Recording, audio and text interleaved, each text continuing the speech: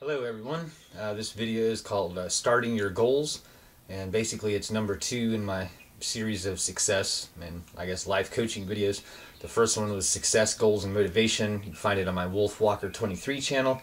It's down there about 2-3 months ago. Anyways, let's get right to it.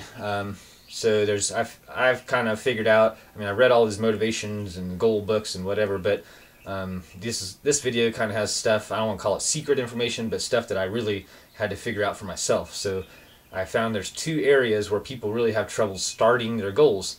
And it sounds weird when you say there's 2 areas because how can you have 2 areas of where to start your goal? Well, there's the -1% line, which is basically if you want to be a runner or a racer, you haven't got to the race yet. You're at home, you're wanting to be a racer, you just don't know how to start. That's one area. The other area is at the 101% line. You've already finished the race, you just finished the race, and you don't know how to start a new goal, of how to run the next race or how to get the next promotion at work or whatever it is. So those are the 2 areas that we're going to work on and figure out the problems and the solutions and how you can implement them. So let's get to what a definition of a goal is. Everybody thinks they know what it is. Let's see what the dictionary says.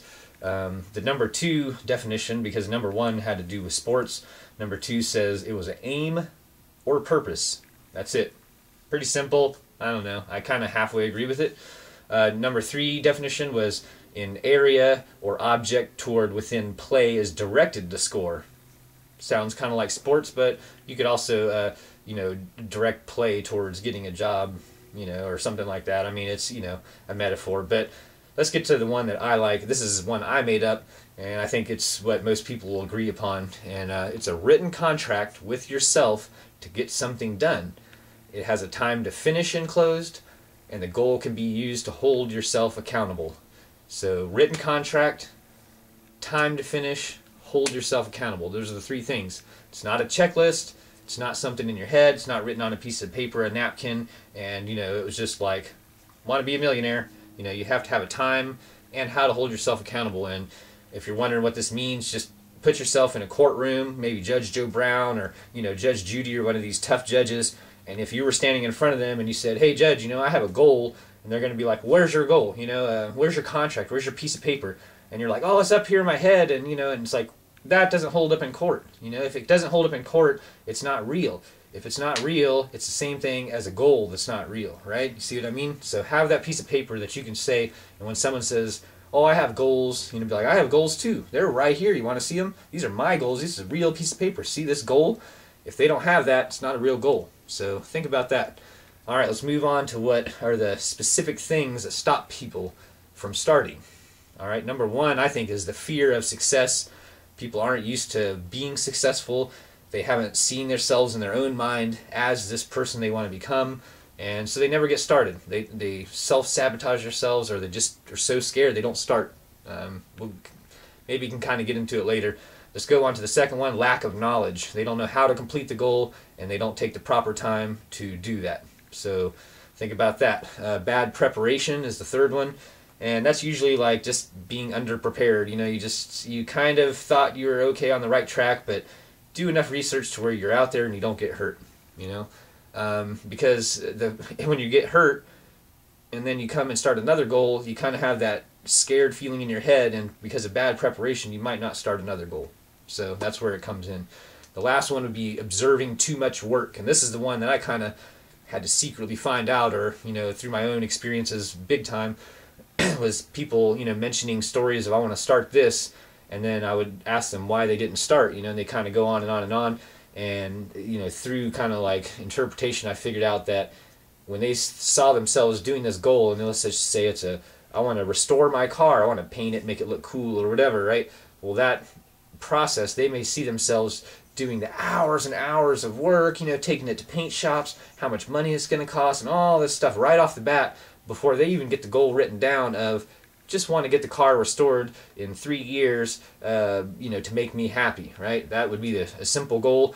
Yeah, it may not happen. It may happen, but you don't have to think about 50 things when you write your one goal down. Your one goal will lead to the 50 things later, so don't worry about that. And that's where the checklist comes in. I make a goal, get the car restored.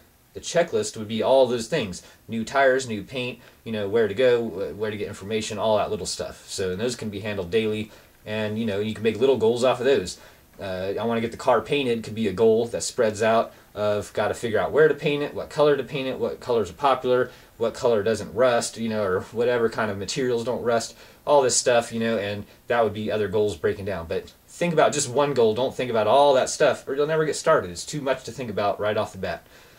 At the 101% line, you know, after you've already, assuming you finish your goal, you know, and you're happy and stuff, well, if you don't have more goals lined up already, it's going to be a problem, you know, because you've, you know, kind of, you've went up and you finished it and you completed it. Now you're at this thing, and if you don't do something right away, you're going to fall back down.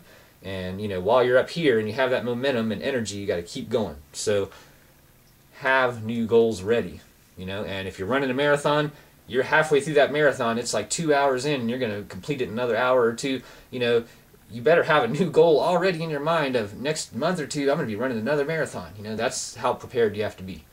All right. Burnout, you know, I'm not going to get too much into it. It's pretty self-explanatory, you know, figure out how to stay away from burnout, how to identify the signs, and it'll help you after completing goals to keep making new ones. And don't celebrate too much and don't rest too much.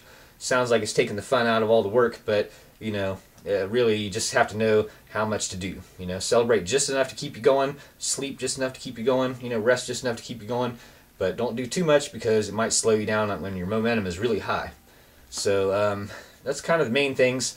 A couple little extra solutions of how to, you know, keep making successful goals is to make tiny goals, you know, and these can be done daily. Today, I'm not going to eat apples today. Well, I'd never planned to eat apples today anyway, so that'd be a goal that I could easily finish, and why not? If I'm not used to finishing goals, this is an easy way to get started. So think of something like that. I have to go to school today, and I will be there by 8 a.m. in the morning. You know, if you write that down and you do it, you completed a goal. If you get used to doing it, you can keep putting bigger and bigger goals, and it will feel like normal activity. Have daily dream sessions, you know, 30 seconds about visualizing your goal. You know, if you want to be a marathon runner, take 30 seconds a day in the 16 weeks of training it takes to get there, and see yourself as the marathon, see yourself running the marathon, see yourself completing it, see yourself slapping people 5 when you run by. You know, take 30 seconds out of your day and do this, and it will help keep that, you know, vision of success in your brain to get your goal finished, you know. And, you know, other little things, you could put a $100 bill in your wallet. Even if you only have $103, put the $100 bill in there where you can see it every time you open your wallet, and you'll kind of imagine yourself having money all the time, even if you don't plan to spend it. Those are like little tricks that you can do. Get the proper info, take the time to prepare, don't set up for failure, see your goal as one thing, not 50 things, and, you know, that's the main deal, you know. Write this thing down, have a time limit, and at the same time be able to hold yourself accountable to it, you know. And you may surprise yourself. I made a 5-year plan. You know, 5-year goals are supposed to be pretty broad, and I only had 3. One of them was to get my golf game in the 70s, right? And that's a pretty big goal. I was already in the 80s, so I didn't have to drop that many points, but I thought it would take me 3 to 4 years to do that. So I made it on my 5-year goal list. Turns out, in about 7 months from when I made that, I shot a 79, right? So now I'm in the 70s. I had no other goal made already, you know, you see what I mean? So I kind of had to be like, oh, I guess I'm just going to shoot in the 60s, right? Like, that was what I was thinking in my head, but I didn't have something written down. So think about that, you know? And even to this day, and I'll kick my own butt for this one, is I don't have a new goal made for my golf game. So maybe that's why I haven't been out there playing golf. See what I mean?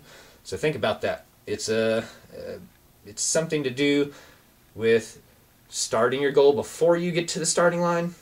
Here's the finish line, and after you get to the finish line, you know, this area is what most people talk about in motivation videos and success videos.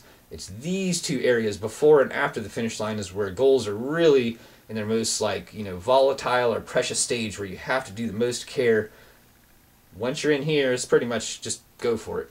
Think about it. And I hope this helps you a little bit get started on your goals. I hope it makes you more successful.